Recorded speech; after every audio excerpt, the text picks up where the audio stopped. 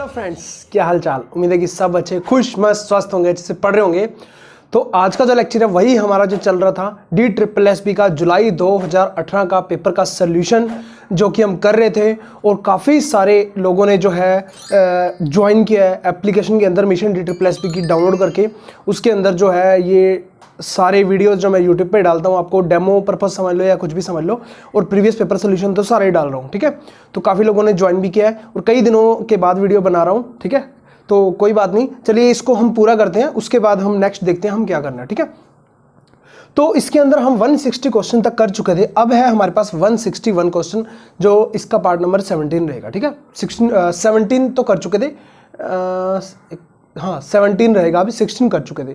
चलिए स्टार्ट करते हैं। क्वेश्चन आपको ऊपर शो होता रहेगा जैसे कि पहले होता है। In a plane triangle ABC the maximum value of cos A cos B cos C। ठीक है, इनमें काफ़ी लोगों ने जो है इसका आंसर किया था। ठीक है, वो आंसर सही भी था, बट कुछ दिनों से वीडियो ना बनने के कारण वो अभी मैंने लिख नहीं रखा, वीडियो मैंने स्टार्ट कर दिया है। कोई बात नहीं, वीडियो एडिटिंग करते वक्त मैं यहाँ पे सभी के नाम मेंशन कर दूंगा, तो उनका बहुत बहुत धन्यवाद जिन्होंने इसका आंसर किया था। तो चलिए इसको अब हम निकालते हैं। तो जब भी आपको कोई मैक्सिमम वैल्यू पूछी जाए ना इस ट्रायंगल टाइप की, और इसमें ना जो है वो टर्म जो देना मल्टीपल के अंदर दे, आपस के अंदर मल्टीप्लाई हो, जैसे कि इसमें दिया हुआ cos A cos B cos B, और बात वो कर रहा है किसकी, मैक्सिमम की। तब हमने क्या करना होता है, चुपचाप ना जो एंगल है ना, हमने वो सारे एंगल इक्वल रखने होते हैं। A = B = C। तो आपको पता है A + B + C क्या होता है, 180। तो इसका मतलब A = B = C = क्या आ जाएगा, 60 डिग्री। ये क्या हो जाएगा, मेरी इक्विलेटरल ट्रायंगल। ठीक है, तब ये जो है मैक्सिमम मेरा बनेगा। तो चुपचाप वहां पे पुट कर दो, ए एंगल मेरा 60 डिग्री, cos 60 cos 60 cos 60, मतलब क्या हो गया, cos 60 डिग्री का क्यूब। ठीक है, तो इसका मतलब अब क्या हो गया, cos 60 डिग्री कितना होता है। ठीक है, मैंने आपको समझा रखा है टेबल के माध्यम से, 4/4 3/4 2/4 1/4। 1/4 का रूट कितना होता है, 1/2। तो 1/2 हो गया। ठीक है, 1/2 हो गया, cos 60 डिग्री ऊपर पावर 3 है, तो 1/8 इसकी मैक्सिमम वैल्यू होगी। और पेपर के अंदर जब मैं बैठा होता तो मैं कुछ भी नहीं करता, डायरेक्ट क्वेश्चन देखता, cos A cos B cos C तीनों मल्टीपल के अंदर है, तीनों सेम एंगल आएंगे, मतलब cos क्यूब 60 डिग्री, 60 डिग्री होता है 1/2, 1/2 का क्यूब मतलब 1/8 मेरा आंसर आएगा। ऑप्शन नंबर 2 मेरा करेक्ट है। ठीक है, चलिए अगला क्वेश्चन करते हैं।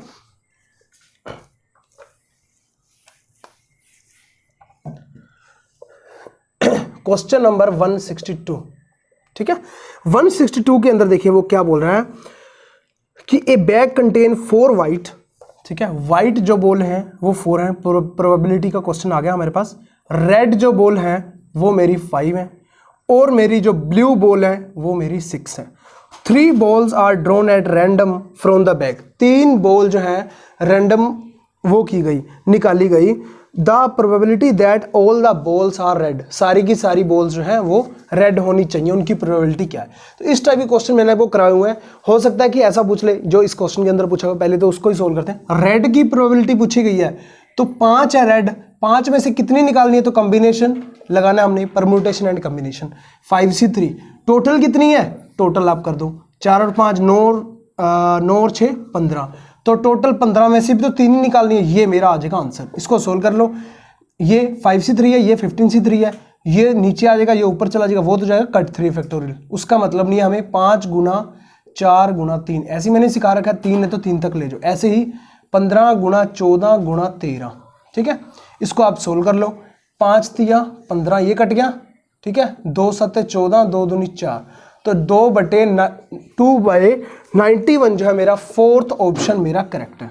ठीक है, और आज जो वीडियो जो लोग देख रहे हैं आज के टाइम में, ठीक है, एक डिस्क्रिप्शन के अंदर आपको लिंक मिल जाएगा, वो एप्लीकेशन डाउनलोड करना एजुकेशन टॉक के नाम से, एडुटॉक के नाम से। उसके अंदर क्या है, जो टीचर्स होते हैं ना वो आपस के अंदर बातचीत करेंगे, ऑल ओवर इंडिया के टीचर्स हैं। ठीक है, उसके अंदर मैं भी मतलब अपनी बातचीत रखूँगा, उसके अंदर काफ़ी बड़े सेलिब्रिटीज़ भी आएंगे, तो उसके अंदर एक ना मतलब बताया जाएगा, आपको एक मोटिवेशन मिलेगा कि इंडिया में लोग कैसे टीचिंग कर रहे हैं, कैसे ऑनलाइन प्लेटफॉर्म पे जा रहे हैं, कैसे ऑनलाइन टीचिंग को बढ़ावा मिल रहा है, स्टूडेंट क्या सोच रहे हैं, वो सब चीज़ें जो उसके अंदर होने वाली है, तो डिस्क्रिप्शन के अंदर लिंक मिल जाएगा, वहाँ से आप डाउनलोड कर लेना वो एप्लीकेशन को। तो उसके जो है उसके अंदर बहुत सारे टीचर्स आपको जो है टाइम टू टाइम मोटिवेट करते रहेंगे ऑल ओवर इंडिया, जो कि ऑनलाइन एजुकेशन कर रहे हैं, और छोटे गाँवों से भी आकर ऑनलाइन एजुकेशन उन्होंने कैसे अपना सेटअप किया और कैसे वो कर रहे हैं। ठीक है, तो क्योंकि बेसिकली ये जो मैं करवा रहा हूँ वो टीचर्स के लिए ही, आपको पता है। ठीक है,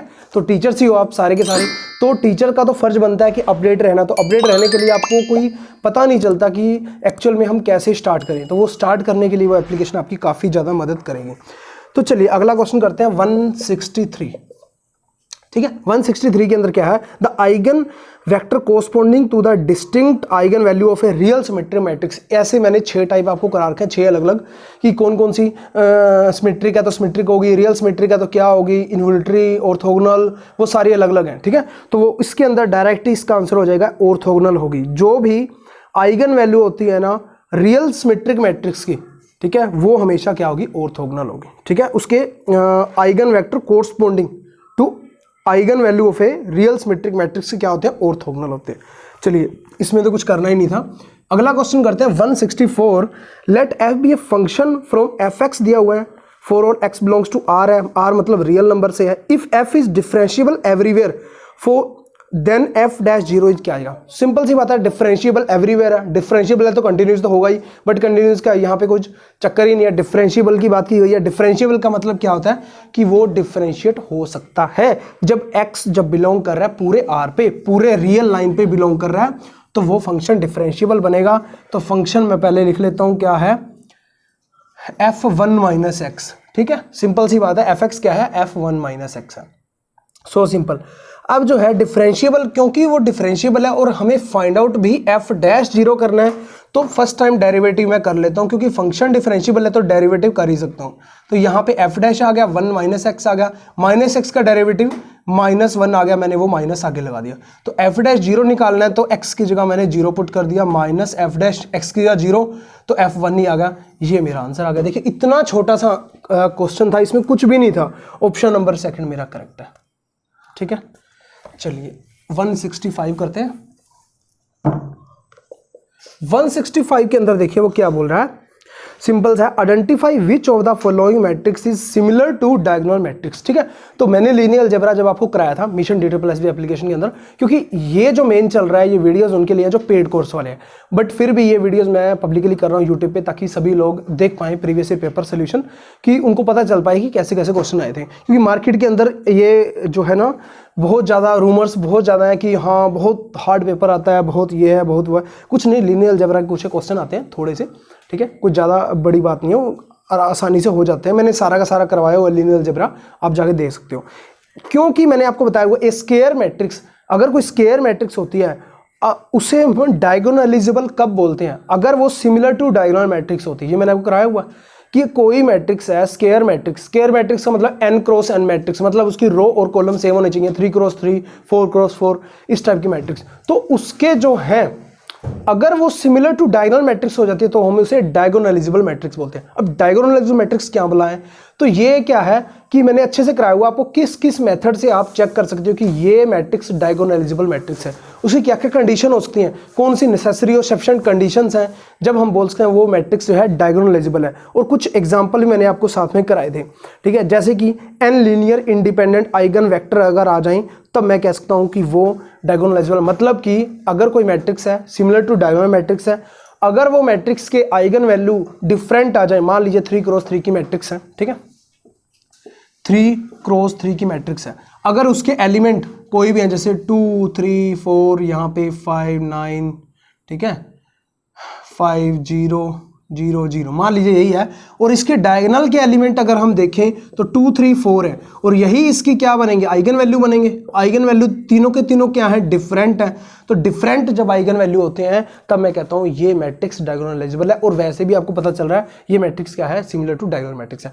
और मैंने आपको कराया था कि अगर algebraic multiplicity of eigen value is equal to geometrical multiplicity of eigen value आ जाए, तब भी हम क्या कहेंगे, वो एक डायगोनलाइजेबल मैट्रिक्स। ऐसे बहुत सारे ऐसे अलग अलग कंडीशंस हैं, ठीक है। तो चलिए अब इस क्वेश्चन के अंदर हम देखिए मैं क्या अप्लाई कर रहा हूँ।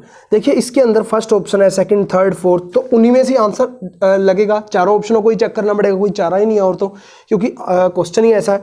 तो देखिए मैंने क्या किया, फर्स्ट ऑप्शन लिया, ठीक है। फर्स्ट ऑप्शन के अंदर देखिए क्या है कि 2 2 2, और उसके अंदर मैंने आपको बताया था जरूरी नहीं है कि अगर किसी के आइगन वैल्यू सेम है तो वो मैट्रिक्स जो है डायगोनलाइजेबल नहीं होगी, क्योंकि अभी मैं प्रूव भी करके दिखाने वाला हूं उसका। क्योंकि फर्स्ट के अंदर क्या है 2 2 2, देखिए फर्स्ट मेरी क्या आ रही है 2 1 0 0 2 1 0 0 2। अब इसके अंदर देखिए सारे के सारे आइगन वैल्यू क्या है 2 2 2। इसकी अलजेब्रिक मल्टीप्लिसिटी अगर हम बात करें 2 की, अलजेब्रिक मल्टीप्लिसिटी ऑफ 2 की मेरी क्या आने वाली है 3। अलजेब्रिक मल्टीप्लिसिटी क्या होता है, जितनी आइगन वैल्यू होते हैं उसके, आइगन वैल्यू 2 2 2 3 टाइम आ रहे हैं। अब ज्योमेट्रिक मल्टीप्लिसिटी की जब मैं बात करता हूं, ज्योमेट्रिक मल्टीप्लिसिटी की, तो ज्योमेट्रिक मल्टीप्लिसिटी हम कैसे निकालते हैं, याद हो तो आपको, n into rank of a minus जो मेरी आइगन वैल्यू जो मैं लूंगा ना, लेमडा टाइम या लेमडा आई ले लो, वो चीज मैं लूंगा, अलजेब्रिक मल्टीप्लिसिटी निकालता हूं, ठीक है। लेमडा आई क्या है, वो मेरी आइगन वैल्यू ही है। मान लीजिए अब मैं ज्योमेट्रिक मल्टीप्लिसिटी किसकी निकाल रहा हूं, 2 की। ज्योमेट्रिक मल्टीप्लिसिटी क्या आएगी, n क्या है मेरा 3 क्रॉस 3 की मैट्रिक्स है तो मेरा 3 हो गया, ठीक है। माइनस में रैंक किसका आना चाहिए, r into a minus 3i का। अब 2 है ना, 2 की हम निकाल रहे हैं, तो 2 2 2 माइनस हो जाएंगे, ये सारा 0 0 0 हो जाएगा, ये 0 0 0 हो गया, तो लास्ट वाली 0 0 0 हो जाएगी, ठीक है। यहां पे करके देख लो 0 0 1 0 0 0, ठीक है। अब यहां अब ध्यान दोगे तो इसकी रैंक कितना आ रहा है, इसका रैंक ही तो निकालना है ना हमें, 3 माइनस इस सारे का रैंक, ये मैंने क्या कर दिया a माइनस 2i कर दिया, कोई दिक्कत नहीं है। तो यहां रैंक कितना आ रहा है 2, क्योंकि जो क्या होती है इसकी सब मैट्रिक्स जो बन रही है, इसकी सब मैट्रिक्स जो बन रही है वो क्या है, इसकी रैंक कितनी है 2 है, ठीक है। तो 2 क्रॉस 2 की जो माइनस मैट्रिक्स बन रही है वो नॉन जीरो दे रही है हमें, तो इसकी रैंक आ गई 2। 3 minus 2 is equal to 1। Algebraic multiplicity 3 थी और ज्योमेट्रिक मल्टीप्लिसिटी 1 है, इक्वल ही नहीं है, तो क्या होगी ये मेरी कौन सी, डायगोनलाइजेबल मैट्रिक्स। मतलब इसका मतलब यही है कि वो सिमिलर टू डायगोनल मैट्रिक्स नहीं होगी। अब चेक करते हैं हम ऑप्शन नंबर सेकंड। देखिए ऑप्शन नंबर सेकंड के अंदर वो क्या बोल रहा है, 3 1 1 2 4 2 1 1 3। अब इसके अंदर डायगोनल तो नहीं है, ठीक है, ये तो पूरी मैट्रिक्स है, तो हमें चेक करना पड़ेगा, इसकी वो बनानी पड़ेगी। a इज इक्वल टू है तो a माइनस लेमडा आई, ऐसे हम करते हैं, a माइनस लेमडा आई, तो इज इक्वल टू 0 रखेंगे तभी मेरी कैरेक्टरिस्टिक, मैंने आपको एक चीज करा के कैरेक्टरिस्टिक इक्वेशन पॉलिनोमियल वो सब चीजें आगे आगे चलती जाती हैं। तो ऐसे ही हम करेंगे 3 minus lambda 1 1 2 4 minus lambda 2 1 1 3 minus lambda. इस सारे को जो मैंने सोल्व किया, ठीक है, तो मेरा क्या आया, मैं डायरेक्ट लिख रहा हूँ minus 10 lambda square plus 28 lambda minus 24 is equal to 0। ये सब मेरा आया, ठीक है। अब हमें इसे सोल्व करना है। इसे सोल्व करने का तरीका क्या होता है, अब क्यूब के अंदर है क्यों, तो लेमडा की वैल्यू मैं पुट करके देखूंगा, जैसे 0 प्लस माइनस 1 प्लस माइनस 2 ऐसे से पुट करता हूं, तो लेमडा की जो वैल्यू है ना मेरी 2 पे मेरी सेटिस्फाई हो रही है, ठीक है, 2 पे मेरी सेटिस्फाई हो रही है। तो इसको अब मैं 2 पे जब करूंगा तो मेरी सेटिस्फाई हो रही है, तो ये दो इक्वेशन अलग अलग डिवाइड हो जाएंगी, लेमडा माइनस 2 और समथिंग उसके साथ आएगा जो कि इन दोनों को मल्टीप्लाई करेंगे तो लेमडा क्यूब वाला ही बनेगा। उसका एक शॉर्टकट बताता हूं मैं आपको, ठीक है, यहां पे हम साफ कर देते हैं। उसका शॉर्टकट क्या है, हम कैसे करेंगे, लेमडा क्यूब का ना कोफिशिएंट ले लो 1, अगले स्क्वायर का कोफिशिएंट माइनस 10, इसका कोफिशिएंट 28, इसका कोफिशिएंट माइनस 24, ठीक है। तो हम जो है लेमडा इज इक्वल टू 2 पे मेरा सेटिस्फाई हो रहा है, तो यहां पे हम लगाते हैं स्टार्टिंग में 0, तो ये इसका सम करते हैं तो 1 आ गया। 2 से इसकी मल्टीप्लाई करेंगे तो माइनस 8 आएगा, इनका एडिशन करेंगे, 8 दूनी 16 आएगा, तो यहाँ 12 आएगा, 12 दून 24 24 24 0, जब 0 आ गया इसका मतलब सेटिस्फाई कर गया। अब ये मेरा जो देगा इक्वेशन, ये स्क्वायर के अंदर देगा माइनस लेमडा प्लस 12 प्लस का इज इक्वल टू 0, और ये वाली इक्वेशन अगर मैं इसको मल्टीप्लाई करा दूं लेमडा माइनस 2 से, क्योंकि इसकी लेमडा 2 है, इज इक्वल टू, ये मेरी कौन सी इक्वेशन है, यही इक्वेशन बनेगी। इज इक्वल टू क्या मैंने लेना था, 0, ठीक है। तो यहां से lambda square minus 8 lambda plus 12 is equal to 0। तो 6 दूनी 12, 6 और 2 लेमडा इज इक्वल टू 2 और 6 आ गए, ठीक है। अब आप बोलोगे इसकी भी तो अलजेब्रिक, यहाँ पे भी तो जो है आइगन वैल्यू 2 और 2 आगे 6 आगे, मतलब 2 आइगन वैल्यू सेम है, बट इसका मतलब ये नहीं कि वो डायगोनलाइजेबल नहीं है, ठीक है। अब हम चेक करेंगे इसकी अलजेब्रिक मल्टीप्लिसिटी और ज्योमेट्रिक मल्टीप्लिसिटी, ठीक है। अगर मैं चेक करता हूँ अलजेब्रिक मल्टीप्लिसिटी ऑफ 2, तो क्या आएगी मेरी, 2 की 2 बार आ रहा है, एक बार यहाँ पे था, एक बार लेमडा इज इक्वल टू 2 जो मैंने पुट किया था, ठीक है। तो 2 की 2 है। अगर मैं चेक करूं अलजेब्रिक मल्टीप्लिसिटी ऑफ 6 की, वो है 1, ठीक है। ऐसे ही अब मैं चेक करता हूं ज्योमेट्रिक मल्टीप्लिसिटी ऑफ 2 की, ठीक है। तो वो जो मुझे दिया हुआ था, क्या दिया हुआ था, 3 1 1 2 4 2 1 1 3। इसमें अब क्या करना पड़ेगा, वही बात, अलजेब्रिक मल्टीप्लिसिटी ऑफ 2 जब निकालनी है तो मुझे क्या अपने 2 से माइनस करना पड़ेगा। तो 1 आ गया, 1 आ गया, 1 आ गया, 2 आ गया, 2 आ गया, 2 आ गया, 1 1 2, ठीक है ना, क्योंकि 2 2 2 यहां से माइनस कर दिया। ये मेरी इक्वेशन कौन सी है, ये मेरी इक्वेशन जो है, ये मेरी इक्वेशन कौन सी है, ए जो भी मेरी वो थी माइनस लेमडा मतलब 2 की मैं वो निकाल रहा हूं। अब इसका रैंक निकालना, ठीक है। तो ये कर आके ना ये कट जाएगा, 2 2 2 एक 0 हो जाएगा। रैंक इसका आने वाला है मेरा इसका रैंक आने वाला है मेरा 1, ठीक है। 1 इसका आ गया मेरा रैंक, और रैंक 1 आ गया तो अलजेब्रिक ज्योमेट्रिक मल्टीप्लिसिटी जब निकालते हैं तो n माइनस रैंक का होता है। रैंक कितना आ रहा है, 1, तो n मेरा 3 है, 3 क्रॉस 3 किया, 3 माइनस 1 2। अब अलजेब्रिक मल्टीप्लिसिटी और 2 की 2 थी और ज्योमेट्रिक मल्टीप्लिसिटी 2 आ गई, इक्वल होगी, मतलब algebraic multiplicity of 2 is equal to geometric multiplicity of 2। ऐसे ही जब आप 6 की निकालोगे तब वो भी इक्वल आएगी, ज्योमेट्रिक मल्टीप्लिसिटी ऑफ 6, ठीक है। तो हम कह सकते हैं कि ये एक डायगोनलाइजेबल मैट्रिक्स है। इसका मतलब ये है ये सिमिलर टू डायगोनल मैट्रिक्स है। अगर मैं बात करूं ऑप्शन नंबर 2 मेरा करेक्ट है, ठीक है, कोई दिक्कत नहीं है। चलिए थोड़ी सी जिन्होंने लीनियर अलजेब्रा नहीं किया होगा उनको थोड़ी दिक्कत हो सकती है, और जिन्होंने किया हुआ है उनको कोई दिक्कत नहीं होगी, और जिन्होंने किया हुआ है और प्रैक्टिस नहीं की हुई उनको भी थोड़ी दिक्कत हो सकती है। तो जल्दी से लीनियर अलजेब्रा वाले सारे के सारे वीडियोस कर लें। अगला देखिए क्वेश्चन नंबर 166, इफ fx दिया हुआ कुछ ऐसा u प्लस आयोटा v की फॉर्म में is an analytic function of z then the value of a b c and d। बिल्कुल सो सिंपल सा है, कॉम्प्लेक्स से आया हुआ है। ये चीज़ मैंने वैसे अभी तक पेड कोर्स के अंदर नहीं कराई हुई, अभी मैं इसको कराऊंगा, ठीक है। जो भी जो कॉम्प्लेक्स वाला है, हो सकता है कि जब आप वीडियो देख रहे हो वो मैं करवा चुका हूँ एप्लीकेशन, क्योंकि रनिंग के अंदर कोर्स चल रहा है तो उसके अंदर धीरे धीरे वो सब चीज़ें आती रहती हैं, अपडेट होती रहती हैं, ठीक है। तो चलिए अब इसके अंदर एनालिटिक फंक्शन है। एनालिटिक फंक्शन की काफ़ी सारी हैं, Kochi Riemann integral, Kochi Riemann theorem होती है, तो कौन से सिंगुलरिटी होती है, बहुत सारी चीज़ें होती हैं कॉम्प्लेक्स के अंदर जो की पूछी जाती हैं। तो इसके अंदर क्या है मेन, अभी हमारे पास एनालिटिक फंक्शन पूछा हुआ है, तो एनालिटिक फंक्शन जो है उसकी भी अलग से डेफिनेशन होती है, पर मैं आपको सिंपल कराऊंगा। सिंपल क्या है, आपको क्वेश्चन जो है नेट लेवल का नहीं पूछता, सिंपल पूछता है। जैसे मान लीजिए f z is equal to u plus iota v की फॉर्म के अंदर आपको क्वेश्चन पूछता है, ठीक है। अब आपको क्या करना होता है कि अगर ये फंक्शन एनालिटिक है, इफ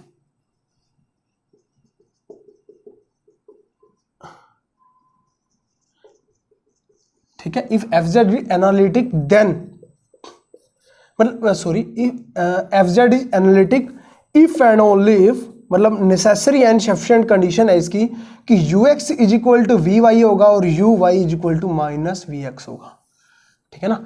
ये शॉर्टकट बता रहा हूँ, ये पूरी थ्योरम है, अलग अलग है, पूरी अच्छे से सोल्व होता है वो, ठीक है। उसके बाद जो है ये चीज़ निकलती है, ठीक है। तो जब मैं उसमें कराऊंगा तो आपको डिटेल में कराऊंगा। तो यू एक्स, और एक चीज़ ये भी है u x x is equal to u y y, ठीक है, बट मैं इसको अभी नहीं ले रहा क्योंकि क्वेश्चन के अकॉर्डिंग जो है ये चीज़ हमारी सेट बैठती है और हमारा आंसर बढ़िया से निकल जाता है। ये चीज़ से सिर्फ हमारा एक ही चीज़ निकलती है, आप करके देख लेना, इससे सिर्फ b निकलेगा, b इज इक्वल टू -1 जब आप करोगे, ठीक है। अब हम फंक्शन लेते हैं, पहले फंक्शन क्या है, f z is equal to function क्या है, x square plus a x y plus b y square plus में iota time c x square plus d x y plus y square, ठीक है। ये फंक्शन है, ये u plus iota v, u plus iota v, u x, ये क्या है, इसका partial derivative with respect to x करना है। तो यू एक्स क्या आ गया, जहां जहां पे x है उसका डेरिवेटिव 2x, प्लस ए वाई, यहाँ पे x नहीं है तो कुछ नहीं आएगा, इज इक्वल टू क्या है वी वाई, वी ये है मेरा u प्लस आयोटा वी की फॉर्म में ना, वी ये है, तो इसका विद रिस्पेक्ट टू y करना है पार्शियल डेरिवेटिव, फर्स्ट वाला तो जीरो ही होगा क्योंकि इसमें y है ही नहीं, इसमें है तो dx आ गया प्लस में 2y आ गया। समझ रहे हो ना चीज़ों को, पार्शियल डेरिवेटिव करना है, कहीं ऐसा ना हो कि दूसरा करने लग जाओ। अब ये चीज़ करते हैं, ये चीज़ आ गई यहाँ पे, अब ये चीज़ आ गई यू वाई, इसका विद रिस्पेक्ट टू y करेंगे तो ax आ जाएगा, ये क्या है वी वाई, तो ये क्या है यू वाई, यू वाई है तो इसका y टाइम ax आ गया, इसका आ गया 2by, और इसका जब करेंगे respect to x minus time x time करेंगे तो 2cx प्लस dy, ये क्या है माइनस vx। ठीक है, अब जो है मैं कहता हूं कि इसको सोल्व करो, सोल्व नहीं करना, पेपर के अंदर आप बैठे हो, कंपटीशन का एग्जाम है, टाइम थोड़ा होता है, टाइम थोड़ा होता है तो आपको कैसे करना है, ऑप्शन से उठाना है, ऑप्शन से उठाने के लिए क्या करना पड़ेगा, first option, second option, third option, fourth option, और इस टाइप के क्वेश्चन में लगभग फर्स्ट ऑप्शन करेक्ट हो जाता है। चलिए देखते हैं, फर्स्ट ऑप्शन से चलते हैं हम, ऐसा ना हो कि आप लास्ट से स्टार्ट करें, फर्स्ट से ही स्टार्ट किया करो। A is equal to, first में क्या है, a is equal to 2, b is equal to -1, c is equal to -1, d is equal to 2, तो ए इज इक्वल टू 2 यहाँ पे करो, 2 आ जाएगा, 2x प्लस 2y बन रहा है, अब इसको बना रहा हूं मैं 2x प्लस 2y बन रहा है। ठीक है, कैमरा थोड़ा नीचे, is equal to D, D क्या है मेरा 2 है, 2 यहां पुट करूंगा तो 2x बनेगा और प्लस में 2y, अब ये दोनों सेम है या नहीं है, सेम ही होने चाहिए थे, बिल्कुल करेक्ट है। अब चलते हैं हम सेकंड की बात करते हैं, तो ax, a क्या है 2 है तो 2x आ गया। अब यहाँ पे b की बात करते हैं, -1 है तो -2y आ गया, b को मैंने पुट कर दिया, यहाँ पे -2, c क्या है मेरा -1 है, माइनस पहले बार पड़ा हुआ, प्लस का हो गया तो 2x हो गया, अंदर जाके ये माइनस का dy आएगा, तो d क्या है 2 है तो माइनस का 2y आ जाएगा, 2x minus 2y is equal to 2x minus 2y। समझ रहे हो चीज़ों को, दोनों सेम आ गई, ये भी सेम आ गई, इसका मतलब ये क्या है एनालिटिक फंक्शन है, और वो पहले से ही बोल रहा है एनालिटिक फंक्शन है, तो हमें ये नेसेसरी एंड सफिशिएंट कंडीशन पता थी, तो इसलिए हमने ये लगा दिया, हमारे आंसर बिल्कुल सही है, ऑप्शन नंबर फर्स्ट ही मेरा करेक्ट है। ठीक है, चलिए अगला क्वेश्चन करते हैं, क्वेश्चन नंबर 167। एक लाइक तो कर दिया करो यार, एक लाइक और कमेंट में कुछ नहीं होता। ठीक है, बहुत मेहनत लगती है, बहुत मेहनत लगती है इन चीज़ों में, सच में बता रहा हूँ, कोई नहीं इतनी मतलब मेहनत लगा के और यूट्यूब पे इन सभी चीज़ों को बढ़ावा दे रहा है, क्योंकि उनको पता है कि 6-7 महीने क्या सालों साल लग जाते हैं जब इन चीज़ों को हम कराते हैं, अच्छे से कराते हैं, दिल से कराते हैं चीज़ों को, अदरवाइज तो 3 महीने में कोई भी बैच स्टार्ट करके ख़त्म कर सकते हैं PhD लेवल का, बट अच्छे से कराने में मुझे पता है 6 महीने से ऊपर लगता है। ठीक है, तो पिछले 6 महीने से मैं आपको करवा ही रहा हूँ। Which of the following vectors from a basis for the vector space R cube, तो सिंपल सी बात है, आर क्यूब मैंने आपको बताया वेक्टर स्पेस बनेगा आर क्यूब का मतलब 3x3 की मैट्रिक्स जो मेरी है नॉन जीरो बननी चाहिए, नॉन जीरो बननी चाहिए, तो हमें क्या दिया गया है, हमें क्या दिया हुआ है, फर्स्ट ऑप्शन के अंदर अगर आप देखोगे तो 1 2 -1 और 1 -1 और 5, थर्ड इसमें तो टप्पल ही 2 है, मतलब 2 ही है ना। ठीक है, तो थर्ड है ही नहीं, तो ये तो आर क्यूब का बनेगा ही नहीं। ठीक है, आर क्यूब का कौन सा बनेगा, जो 3 वाले होंगे। सेकंड में देखा, ठीक है, वो भी इनकरेक्ट आ रहा था, थर्ड में देखा वो वैसे ही 4 टप्पल हैं, वो भी इनकरेक्ट हो गए, तो ऑप्शन 4 लेते हैं। ठीक है, ऑप्शन 4 के अंदर मैं चेक कर रहा हूँ, वैसे ही आपने सेकंड और थर्ड के अंदर चेक करना है, जैसे मैं फोर्थ के अंदर चेक कर रहा हूँ 2 4 -3 0 1 1 0 1 -1। ठीक है, यही चीज है ना, तो इसका हमने चेक करना है डिटर्मिनेंट, तो इसका डिटर्मिनेंट जो है मेरा वो आ रहा है -4 नॉट इज इक्वल टू 0, और बस इसका डिटर्मिनेंट जब हमने चेक किया वो 0 आ रहा है, इसका मतलब तभी ये 0 हुआ था, ये तो 4 टप्पल है, ये भी तो वैसे ही पहला और तीसरा तो वैसे ही कैंसिल हो गए, तो इसका मतलब ऑप्शन नंबर 4 मेरा करेक्ट है। और सिंपल सा देखना था कि उसका determinant not is equal to 0 आ रहा है, वो 3x3 का ही बन रहा है। ठीक है, और मतलब क्या है कि आर क्यूब के अंदर वो बनेगा, बेसिस और डायमेंशन वेक्टर स्पेस हमने अच्छे से किया हुआ है, तो आपको समझ आ गया हो, कोई दिक्कत नहीं है।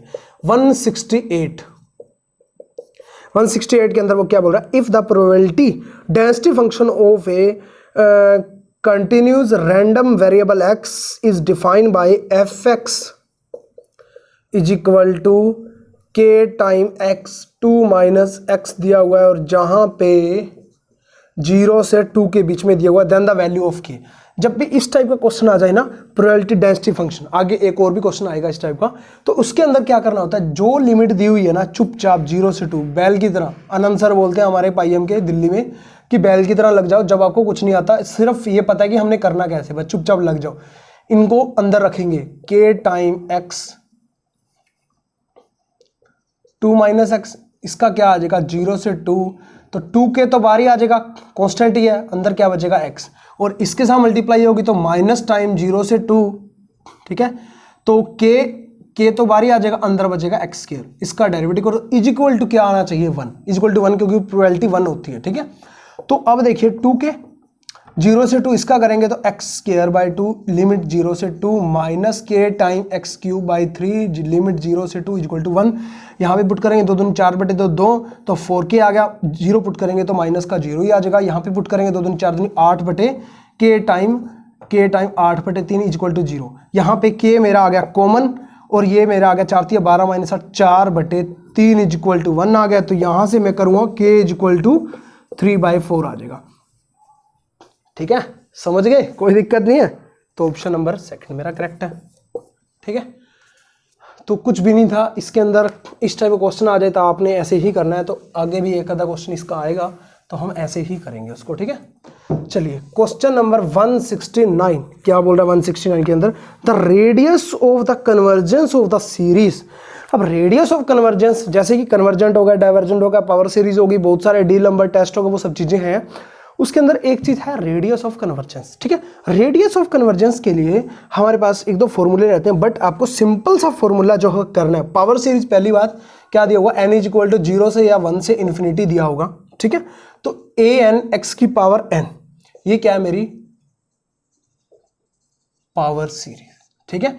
an x की पावर n, x जो है मेरा कुछ भी हो सकता है, y हो सकता है, z हो सकता है, कुछ भी हो सकता है, ठीक है। तो अब यहाँ पे जब x का जो मेरा मॉडुलस है ना वो r से छोटा है, या x का मॉडुलस r से बड़ा है, ठीक है, या x का modulus is equal to r है, तो ये डिसाइड करेगा कि ये कन्वर्जेंट होगी, ठीक है, ये डाइवर्जेंट होगी। अगर ये चीज होती है तो, ये चीज होती है तो वो कन्वर्जेंट और डाइवर्जेंट कुछ भी हो सकते हैं, मैं शॉर्ट फॉर्म ले रहा हूँ कन्वर्जेंट और डाइवर्जेंट की, ठीक है।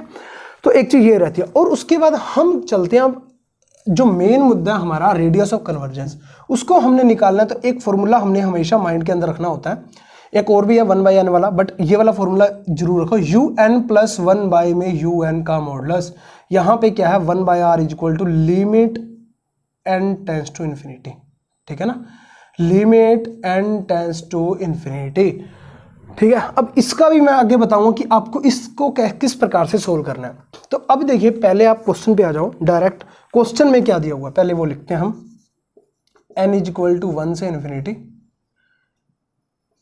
z प्लस 2 सारे की power n minus 1, n plus 1 की क्यूब है, 4 की पावर n है, ठीक है।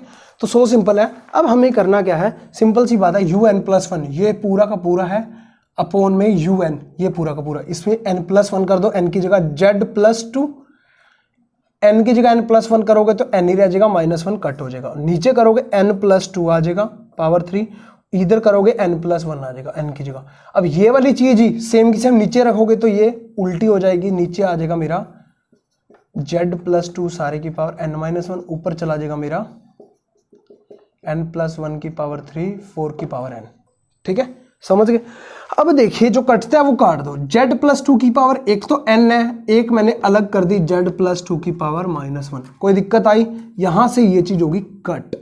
यहां देखिए 4 की पावर n है, यहां 4 की पावर n प्लस 1 है, मतलब बेस से में तो पावर ऐड हो जाती है, 4 की पावर यहाँ 1 अलग कर सकता हूँ, n अलग कर सकता हूँ, तो यहाँ पे ये गया कट। जब हमने लगानी है limit n tends to infinity, तब लिमिट वाले चैप्टर के अंदर चले जाओ। हमने क्या किया था कि जहां जहां भी n है उसको 1/n बना दो, 1/इन्फिनिटी 0 हो जाता है, आसानी हो जाती है, ठीक है।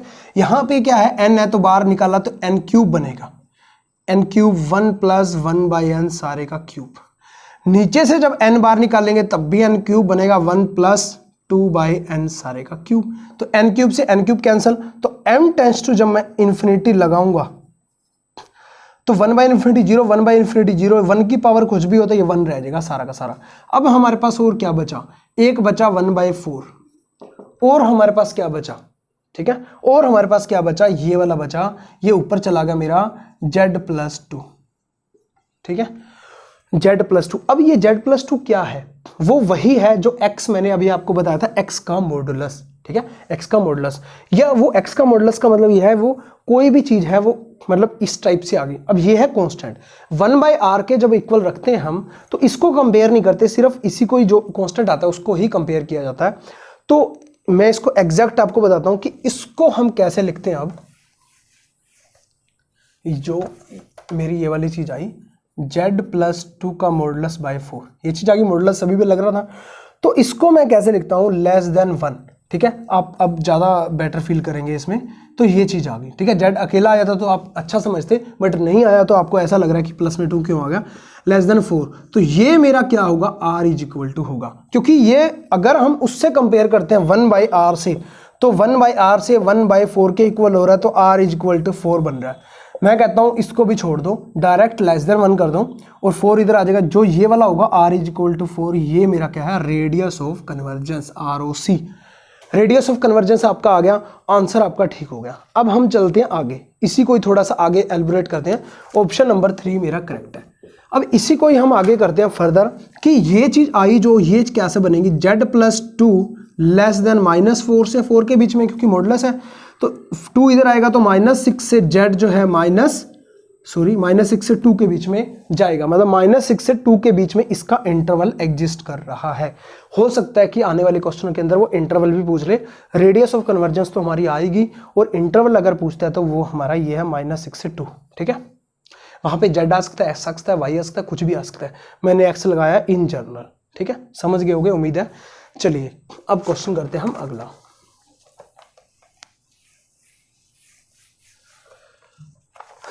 क्वेश्चन नंबर 170 के अंदर क्या बोल रहा है, सिंपल सा है, the probability of the function f(x) continues random variable f(x), वही चीज है, ठीक है ना, प्रोबेबिलिटी डेंसिटी फंक्शन ही है, वही मैंने आपको बताया चुपचाप बिना सोचे समझे। जो वैल्यू जो है वो 5 से 10 के बीच में है, तो 5 से 10 के बीच में आ गई। k टाइम है, x की पावर -3 है, तो क्या ही दिक्कत है, इज इक्वल टू क्या आना चाहिए, 1 प्रोबेबिलिटी, तो और तो कुछ है ही नहीं, तो क्या इसको सोल्व कर देते हैं, k टाइम x की पावर -2/-2, इसका इंटीग्रेशन करेंगे तो इसका इंटीग्रेशन 5 से 10 आ गया इक्वल टू 1, तो ये पुट करेंगे तो मेरा क्या आ गया, x की पावर -2 मतलब x की पावर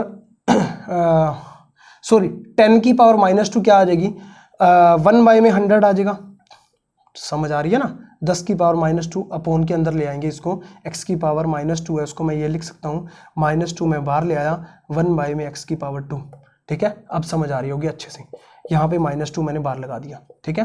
तो यहाँ पे 10 पुट करेंगे तो ये आ जाएगा, 5 पुट करेंगे तो ये आ जाएगा, इज इक्वल टू आ जाएगा 1। इसको जब मैंने सोल्व किया, -2 को मैं वहाँ ले गया, ठीक है, इसको मैंने सोल्व किया 25 -100 -75 बटे उस टाइप से कर लो, या 100 एलसीएम ले लो, 25 चौक 100, 1 - 4 -3/100 इज इक्वल टू -2, क्योंकि -2 उधर चला गया, ये वाला -2, माइनस से माइनस कैंसिल हो गया, ये 200/3 आ गया, k इज इक्वल टू 200/3, ठीक है। सो सिंपल, कोई दिक्कत नहीं है ना। तो ऑप्शन अगर मैं बात करूं, ऑप्शन नंबर फर्स्ट मेरा करेक्ट है। चलिए अगला क्वेश्चन करते हैं, क्वेश्चन नंबर 171 का जो है आंसर आपको करना है कमेंट के अंदर, फिर नेक्स्ट के अंदर उनके नेम लिए जाएंगे। वो क्या है, if f(s) is the Fourier transformation of a function f(x), ऊपर आपको दिखता रहेगा, then the Fourier transformation of f(2x) is given by, first option है, फोरियर ट्रांसफॉर्मेशन आपको बताना है, अगर आपको आता है, नहीं आता तब भी कोई दिक्कत वाली बात नहीं है, मैं आपको करवा दूंगा सारा। e⁻²⁴ FSR 4 ऑप्शन 1/2, ठीक है। तो इसका कमेंट के अंदर आपको आंसर बताना है, जो बताएंगे उनका नेम लिया जाएगा नेक्स्ट लेक्चर के अंदर। मिशन DFG एप्लीकेशन डाउनलोड कर लो, और नीचे से एक एप्लीकेशन एडुटॉक डाउनलोड कर लो, जिसके अंदर एजुकेशन के बारे में जो इंडिया के अंदर चल रही है उसके बारे में बोला जाएगा। मैं भी शाम को आके बोलूँगा उसके अंदर, टाइम टू टाइम उसके अंदर टीचर्स भी आके बोलते रहेंगे। तो मिलते हैं नेक्स्ट लेक्चर के अंदर। जय हिंद, जय Bharat, thank you, thanks for watching.